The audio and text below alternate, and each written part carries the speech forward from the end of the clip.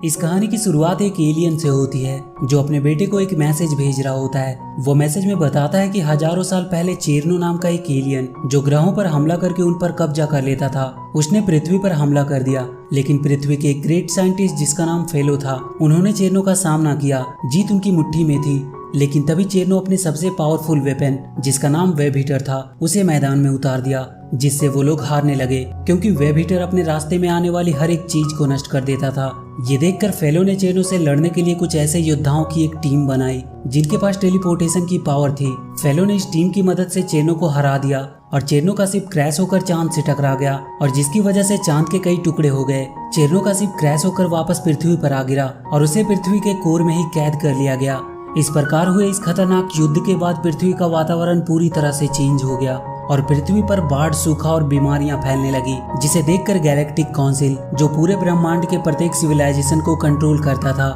उन्होंने ब्रह्मांड के सबसे विकसित सिविलाइजेशन को इंसानों की मदद करने के लिए भेजा। अब कई सालों के बाद पृथ्वी पर 3 ऐसे बच्चे पैदा हुए जिनके पास टेलीपोर्टेशन की पावर थी। अब धीरे धीरे चेरनो की पावर भी खत्म हो रही है और जल्द ही वो पूरी तरह से खत्म हो जाएगा और तब वो उसके पास आएगा क्योंकि वो इस समय दुनिया के सबसे खतरनाक कैदी का गार्ड है। और इसके बाद वो ये मैसेज अपने बेटे को सेंड कर देता है। अगले सीन में हम एंटोनी नाम के एक लड़के को देखते हैं जो पानी की लाइन में खड़ा होकर अपनी बारी का इंतजार कर रहा होता है कि तभी वहाँ पर खड़ी एक वेलाया नाम की एलियन एक खंबे को गिराकर एंटोनी को मारने की कोशिश करती है। लेकिन एंटोनी इस हमले में बाल बाल किसी तरह बच जाता है। इसके बाद हम पृथ्वी के कोर में कैद चेरनो को देखते हैं जो वेब हीटर बना रहा होता है कि तभी वहाँ पर वेलाया आती है और यहाँ पर हमें पता चलता है कि वेलाया कोई और नहीं बल्कि चेरनो की बेटी होती है और वो एंटोनी को इसलिए मारना चाहती है क्योंकि चेरनो एक ऐसा बायोलॉजिकल वेपन बना रहा होता है जिसमें पृथ्वी के कुछ खास लोगों के बॉडी के प्रोटीन की आवश्यकता होती है, जिसमें से एक एंटोनी भी होता है। चेरनो वेलाया से कहता है कि उसके पास अब सिर्फ 2 ही वेब हीटर बचे हैं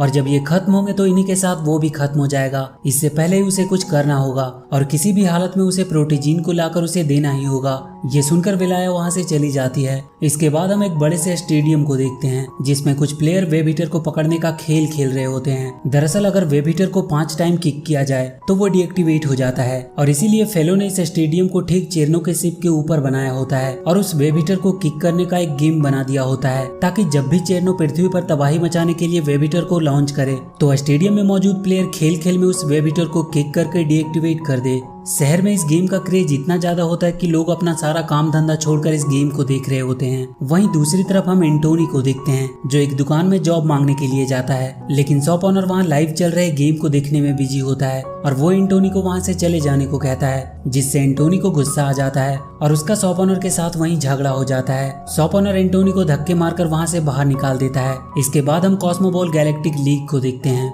जहाँ पर 2 टीमें खेल रही होती है। एक टीम पृथ्वी की तरफ से खेल रही होती है जिसमें सिर्फ इंसान होते हैं और दूसरी टीम एलियन प्लेनेट के लिए खेल रही होती है जिसमें सिर्फ एलियन होते हैं। अब मैच बहुत रोमांचक चल रहा होता है और इंसानों की टीम लगभग जीतने ही वाली होती है कि तभी एक एलियन जिसका नाम टोनी होता है वो अद्भुत तरीके से खेलते हुए कॉस्मोबॉल को एक किक कर देता है जिससे एलियनों की टीम जीत जाती है और इंसानों का हार का सामना करना पड़ता है। इस समय में ये गेम इतना ज्यादा पॉपुलर होता है कि पृथ्वी के सभी लोग अपने घरों में इसे देख रहे होते हैं। इसके बाद हम चेरनो को देखते हैं जो वेब हीटर बना रहा होता है। तभी वहाँ के गार्ड अपनी बड़ी बड़ी मशीनों से उस वेब हीटर को चेरनो से छीन लेते हैं और उसे डीएक्टिवेट करने के लिए प्लेग्राउंड की तरफ भेजने लगते हैं। लेकिन इससे पहले कि वो वेब हीटर को ग्राउंड की तरफ भेज पाते, चेरनो उसकी मदद से उन सारे मशीनों को तोड़ देता है और उन सारे गार्ड्स को वहीं मार देता है और उस वेब हीटर की मदद से अपने सेल को तोड़ने की कोशिश करने लगता है। लेकिन तभी एक एलियन किसी तरह वेब हीटर को अपने कंट्रोल में ले लेता है और वो उसे ग्राउंड की तरफ भेज देता है और वो इस बात की जानकारी फेलो को भी दे देता है। इस समय तक फेलो ग्राउंड में ही होते हैं।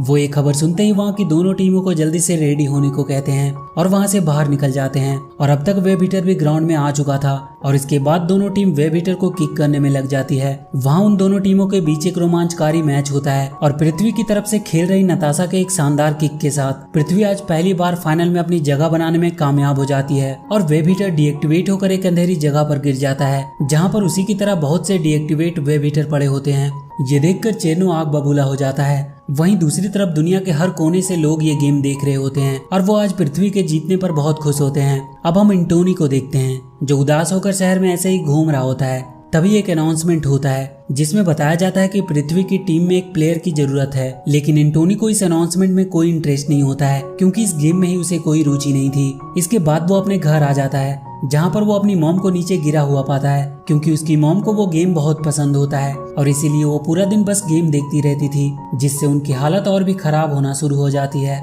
इसके बाद एंटोनी अपनी मॉम के लिए दवाई लेने एक मेडिकल शॉप पर जाता है जहाँ वो देखता है कि शॉप बंद हो चुका है। तभी वहाँ पर एक लड़की आती है जो शॉप का दरवाजा तोड़कर अंदर चली जाती है और वो वहाँ से दवाइयाँ चुराने लगती है। ये देखकर एंटोनी भी शॉप के अंदर चला जाता है और अपनी मॉम की दवाइयाँ लेने लगता है, लेकिन तभी वहाँ पर पुलिस आ जाती है जिसे देखकर ये दोनों भागने लगते हैं और बहुत मुश्किल से किसी तरह वो दोनों वहाँ से भागकर एक तहखाने में आ जाते हैं। यहाँ पर वो लड़की उसे अपना नाम आनिया बता वो एंटोनी से कहती है कि उसे कॉस्मोबॉल गेम बिल्कुल पसंद नहीं है। ये सुनकर एंटोनी बहुत खुश होता है क्योंकि कॉस्मोबॉल गेम उसे भी पसंद नहीं होता है। इसके बाद ये दोनों आपस में ढेर सारी बातें करते हैं और कुछ ही समय में ये दोनों अच्छे दोस्त बन जाते हैं और कुछ समय बाद वहाँ से एंटोनी चला जाता है और उसके वहाँ से जाने के बाद आनिया अपने रियल रूप में आती है और यहाँ हमें पता चलता है कि आनिया कोई और नहीं बल्कि चेरनो की बेटी वेलाया होती है। उसने चुपके से एंटोनी से उसके बालों का कुछ अंश प्राप्त कर लिया होता है जिसे वो चेरनो को दे देती है। चेरनो ये देखकर बहुत खुश होता है और वो एंटोनी के डीएनए को अपने फॉर्मूले से मिलाकर एक सीरम तैयार कर लेता है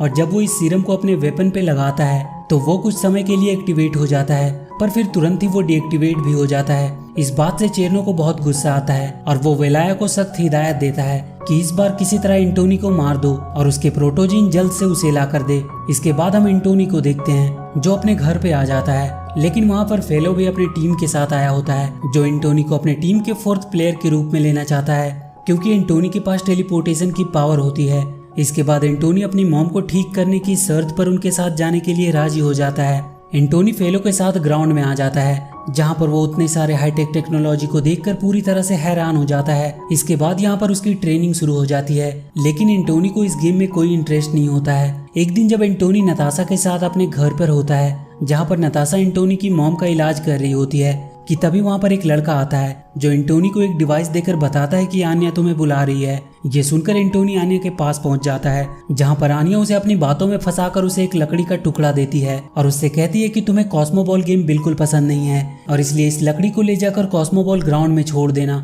जिससे पूरा कॉस्मोबॉल गेम बर्बाद हो जाएगा और उसके बाद वो अपनी जिंदगी आराम से जी सकता है। अब ये दोनों आपस में बातें कर ही रहे होते हैं कि तभी वहाँ पर नताशा आ जाती है जो एंटोनी को लेकर वहां से कॉस्मोबॉल ग्राउंड में आ जाती है जहां पर आज इनका अमेजोनियन के साथ मैच होना था। अब यहाँ पर एंटोनी चुपके से आनिया द्वारा दिए गए लकड़ी को गिरा देता है और गेम में इंटर कर जाता है। वहाँ के सभी लोग एंटोनी को देखकर बहुत खुश होते हैं क्योंकि एंटोनी टीम का नया मेंबर होता है, लेकिन जब गेम स्टार्ट होती है तो एंटोनी एक भी गोल नहीं करता है, सिर्फ एक जगह बैठा रहता है। ये देखकर सब उसे बुरी तरह से ट्रोल करने लगते हैं, लेकिन एंटोनी फिर भी स्टेडियम में चुपचाप बैठा होता है। तभी एक कॉस्मिक बॉल तेजी से एंटोनी की तरफ बढ़ने लगती है, लेकिन इससे पहले कि वो बॉल एंटोनी को हिट करती फेलो सभी कॉस्मिक बॉल्स को डीएक्टिवेट कर देते हैं। दरअसल ये कॉस्मिक बॉल रियल नहीं होती है बल्कि प्लेयर्स के प्रैक्टिस के लिए होलोग्राफिक से बनाई गई होती है। फेलो द्वारा बॉल को डीएक्टिवेट करने और गेम को बीच में ही बंद करने पर सभी लोग उसे भला बुरा कहने लगते हैं। इसके बाद फेलो एंटोनी के पास आता है और उसे अपने साथ चलने को कहता है,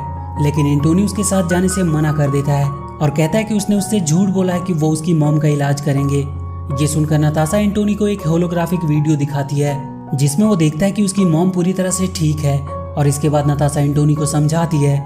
कि वो उसकी मॉम का इलाज कर रहे हैं और वो अब पहले से बहुत बेहतर हालात में है। ये सुनकर एंटोनी को थोड़ी तसल्ली मिलती है। इसके बाद वो फेलो के साथ जाने के लिए राजी हो जाता है। फेलो उसे लेकर उस जगह पर पहुंचता है जहाँ पर बहुत सारे डीएक्टिवेट कॉस्मिक बॉल होती है और वहाँ पर वो एंटोनी को सारी सच्चाई बता देता है कि असल में जिसे वो सिर्फ एक गेम समझ रहा है वो कितना खतरनाक हो सकता है। वो एंटोनी को सारी बातें बताता है कि किस प्रकार चेनो नाम के एक साइंटिस्ट ने अपने खोज से शक्तिशाली हथियार को बनाने लगा और उसने अपने स्वार्थ के लिए लोगों को मारना शुरू कर दिया और कैसे वो तारों के ऊर्जा को अपने आविष्कारों के लिए इस्तेमाल करने लगा जिससे कई ग्रह तबाह हो गए। इस पर एंटोनी फेलो से पूछता है कि जब चेरनो वेब हीटर से लगातार हमला कर रहा है और बहुत से सिपाहियों की जान ले रहा है तो आप लोग उसे मार क्यों नहीं देते। इस पर फेलो उसे बताता है कि वो उसे मार नहीं सकते क्योंकि अगर उन्होंने ऐसा किया तो उसका शिप फट जाएगा जिससे इस ग्रह के भी 2 टुकड़े हो जाएंगे। तभी वहाँ फेलो को एक मैसेज आता है कि 1 मिनट में वेब हीटर स्टेडियम तक पहुँचने वाला है। ये बात सुनते ही एंटोनी को याद आता है कि उसने जिस जहरीली लकड़ी को स्टेडियम में छोड़ा है अगर उसने अपना काम शुरू कर दिया तो वहाँ पर सारे लोग मारे जाएंगे, इसलिए वो वहाँ से बहाना बनाकर निकल जाता है और वो किसी तरह जल्दी से स्टेडियम में पहुँचता है और वहाँ वो देखता है कि लकड़ी ने अपना काम करना शुरू कर दिया है और धीरे धीरे पूरा स्टेडियम इन्फेक्टेड होता जा रहा था। इसके बाद हम फेलो को देखते हैं जो सभी प्लेयर को रेडी होने को कह रहे होते हैं, क्योंकि अब सिर्फ 15 सेकेंड में वेब हीटर स्टेडियम में आने वाला होता है। ये सुनकर सभी प्लेयर अपने पोजीशन में आ जाते हैं। वहीं दूसरी तरफ हम एंटोनी को देखते हैं जो भागकर स्टेडियम में आता है और लोगों को बताने की कोशिश करता है कि स्टेडियम इन्फेक्टेड हो रहा है, लेकिन सभी गेम देखने में बिजी होते हैं, इसलिए एंटोनी की बातें कोई नहीं सुनता। लेकिन किसी तरह एंटोनी फेलो को बता देता है कि स्टेडियम इन्फेक्टेड हो रहा है और जब फेलो ये देखता है तो वो अपने वॉर से उस इन्फेक्शन को रोकने की कोशिश करता है। और अब तक तो वेब हीटर भी स्टेडियम में आ चुका था, जिसकी वजह से स्टेडियम की सेफ्टी ग्लासेस टूटने लगती है। लेकिन इससे पहले कि वेब हीटर से किसी की जान जाती, फेलो वहां से सभी लोगों को एस्केप कर देता है और देखते ही देखते पूरे स्टेडियम से आधुनिक मशीनें निकलने लगती है जो वेब हीटर को चारों तरफ से जकड़ लेती है। इसके बाद हम एक कपल की शिप को देखते हैं जिसको जहरीले तनों ने पकड़ रखा होता है और जब ये नताशा देखती है तो वो उस जगह पर पहुंच जाती है और वो उन्हें उस टहनी से छुड़ाने की कोशिश करने लगती है। तभी वो जहरीली टहनी एक एक करके कंट्रोलर डिवाइस को तोड़ना शुरू कर देती है, जिससे वेब हीटर पर से उसका कंट्रोल छूटने लगता है और चेनो इस मौके का फायदा उठाकर वेब हीटर को आजाद कर देता है और वो वहाँ चारों तरफ तबाही मचाना शुरू कर देता है। तभी एक अमेजोनियन वेब हीटर को एक किक करती है जिससे उसका डायरेक्शन चेंज हो जाता है और वो नताशा की तरफ तेजी से बढ़ने लगता है। लेकिन इससे पहले कि वो नताशा को हिट करता, एंटोनी नताशा को वहाँ से लेकर निकल जाता है और वेब हीटर के हिट से उस कपल का शिप भी छूट जाती है और वो किसी तरह बहुत मुश्किल से वहाँ से निकल जाते हैं। अब एंटोनी नताशा की जान बचाने के बाद अपनी तरफ आ रही वेब हीटर पर लगातार 3 बार अटैक करता है और इससे पहले कि वो 5वां अटैक करता वो नीचे गिरने लगता है, लेकिन नताशा उसे बीच में ही कैच करके नीचे आ जाती है। वेब हीटर अभी भी चारों तरफ तबाही मचा रहा होता है। तभी पेले जो कि पृथ्वी की टीम से खेलता था वो उस वेब हीटर पर एक आखिरी गोल करता है और इस प्रकार वो डीएक्टिवेट हो जाता है, जिसे देखकर चेनो बहुत दुखी होता है। इसके बाद फेलो एंटोनी के पास आते हैं और वो एंटोनी को बिल्कुल सही देखकर आश्चर्यचकित हो जाता है, क्योंकि एंटोनी ने लगातार 3 बार वेब हीटर पर किक किया था लेकिन फिर भी उसे कुछ नहीं हुआ था। इसके बाद एंटोनी अपनी डिवाइस जो कि एंटोनी के डीएनए से बना होता है और वो एंटोनी को अपना पार्टनर समझता है, उसे एंटोनी एक हाईटेक दीवार में लॉक करके वहां से निकल जाता है और वो सीधे आनिया के पास पहुंचता है। लेकिन इससे पहले कि वो आनिया से कुछ पूछता, आनिया एंटोनी पर एक गैस स्प्रेड कर देती है जिससे एंटोनी की बॉडी काम करना बंद कर देती है और वो एक पुतले की भांति चुपचाप खड़ा होता है। इसके बाद आनिया अपने असली रूप में आती है और वो एंटोनी को सारी बातें बता देती है। वहीं दूसरी तरफ हम एंटोनी के डिवाइस को देखते हैं जो दीवार को चीर कर वहां से एंटोनी की तरफ निकल जाता है, क्योंकि उसे पता चल गया होता है कि एंटोनी की जान खतरे में है। उधर वेलाया एंटोनी को मारकर उसके प्रोटोजीन को हासिल कर लेती है और वो उसे अपने फादर को भेजकर वहां से निकल जाती है। जिसके बाद चेनो एंटोनी के प्रोटोजीन से एक बार फिर से उस सीरम को बना लेता है और जब वो उस सीरम को अपने एक्सपेरिमेंटल एग में लगाता है तो देखते ही देखते उसमें से बहुत बड़ा सा जीव निकल आता है। दूसरी तरफ हम एंटोनी की डिवाइस को देखते हैं जो किसी तरह एंटोनी के पास पहुंच जाता है और जब वो एंटोनी को जमीन पर पड़ा देखता है तो वो अपनी पावर की मदद से एंटोनी को ठीक कर देता है, लेकिन अपनी पावर एंटोनी को देने की वजह से वो डीएक्टिवेट होकर वहीं गिर जाता है। आगे हम चेरनो को देखते हैं जो उस बड़े से जीव के अंदर चला जाता है और वो उसके अंदर से ही उसे कंट्रोल करने लगता है। इधर जब फेलो और नताशा एंटोनी के पास आते हैं तो फेलो को पता चल जाता है कि इस जगह से चेरनो के लिए काम किया जाता था और स्टेडियम में जहरीली लकड़ी भी किसी और ने नहीं बल्कि एंटोनी ने रखा था। और उनके पूछने पर एंटोनी अपनी गलती को स्वीकार कर लेता है, लेकिन इससे पहले कि फेलो समझ पाते कि यहाँ क्या हो रहा था, फेलो को चेरनो का एक होलोग्राफिक मैसेज दिखता है जिसमें वो उससे बोलता है कि मैं एक बार फिर से आ रहा हूँ और इस बार वो उसे रोक नहीं पाएंगे। इसके बाद फेलो सभी योद्धाओं को इन्फॉर्म करने के लिए वहाँ से निकल जाता है और नताशा भी एंटोनी को उसका डिवाइस देते हुए कहती है कि इसने तुम्हारे लिए अपनी जान दे दी और वो एंटोनी के डिवाइस को देकर वहाँ से निकल जाती है। अब जब फेलो बाहर आता है तो वो देखता है कि चेरनो द्वारा बनाया गया जीव पूरे शहर में तबाही मचा रहा होता है। इसके बाद वो सभी प्लेयर को रेडी रहने के लिए बोलकर वहां से निकल जाता है। दूसरी तरफ हम चेरनो द्वारा बनाए गए उस जीव को देखते हैं जिससे चेरनो वेब हीटर बॉल को बना रहा होता है। अगले सीन में हम फेलो को देखते हैं जो पूरे पृथ्वी वासियों को पूरी सच्चाई बता देता है कि जिसे वो गेम समझ रहे थे वो कोई खेल नहीं बल्कि चेरनो द्वारा बनाया गया वेब हीटर है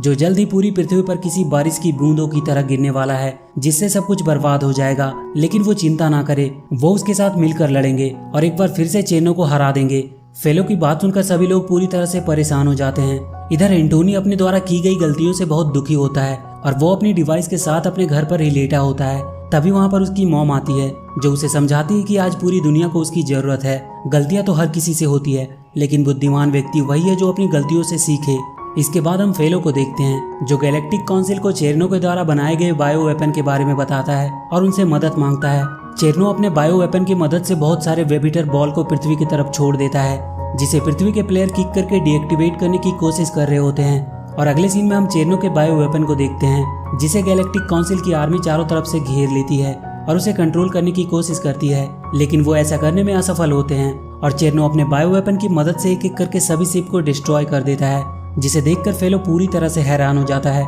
वहीं दूसरी तरफ हम फेलो के टीम मेंबर्स को देखते हैं जो वेबिटर को किक करके डिस्ट्रॉय करने की कोशिश कर रहे होते हैं, लेकिन वो ऐसा करने में फेल हो रहे थे क्योंकि वेबिटर बॉल्स की संख्या बहुत ज्यादा थी और इसीलिए पूरे शहर में अब तबाही शुरू हो जाती है। एंटोनी भी शहर में हो रहे तबाही को देखकर परेशान हो जाता है। इसके बाद वो पहली बार अपनी डिवाइस से बात करता है जिसका नाम वो मोगली रखता है और वो दोनों पूरी तरह से एक दूसरे से कनेक्ट हो जाते हैं और एक अच्छे दोस्त बन जाते हैं। इसके बाद वो अपने डिवाइस को उसका इंतजार करने के लिए बोलकर वहाँ से निकल जाता है और बाहर जाकर लोगों की मदद करना शुरू कर देता है। पूरे शहर में अफरा तफरी का माहौल होता है और लोग अपनी जान बचाकर इधर उधर भाग रहे थे और एंटोनी की मॉम भी उस पुलिस वाले के साथ जो स्टार्टिंग से ही एंटोनी को पकड़ने की कोशिश कर रहा था वहां से निकल जाती है और एक सेफ जगह जाकर छिप जाती है। अब एक बार जब एंटोनी वेबिटर बॉल्स को किक करके डीएक्टिवेट करने की कोशिश कर रहा होता है कि तभी वो एक बॉल से टकरा जाता है और दूर जाकर गिरता है, लेकिन इसका उस पर कोई असर नहीं होता है और उसकी पूरी बॉडी में आग की लपटें दौड़ रही होती है कि तभी वहां पर उसका डिवाइस मोगली भी आ जाता है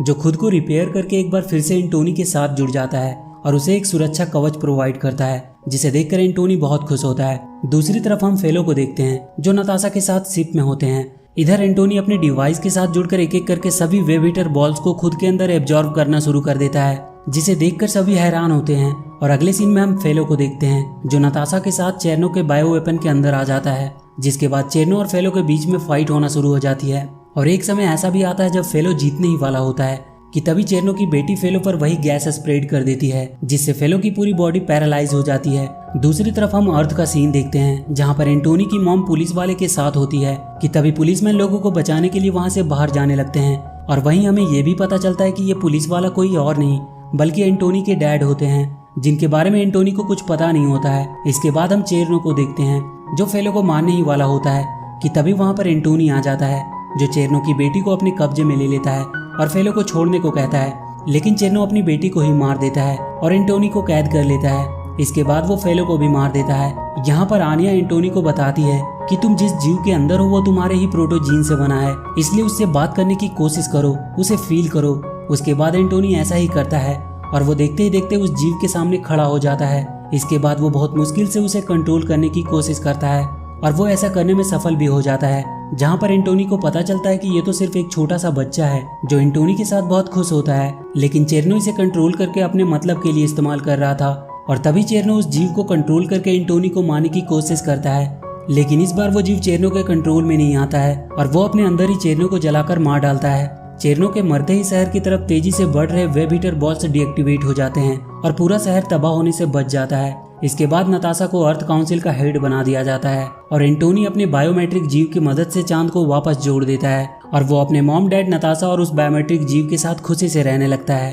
और इसी के साथ ये कहानी यहीं पर खत्म हो जाती है। तो वीडियो अगर अच्छी लगी हो तो please do like and share the video and please subscribe to my channel.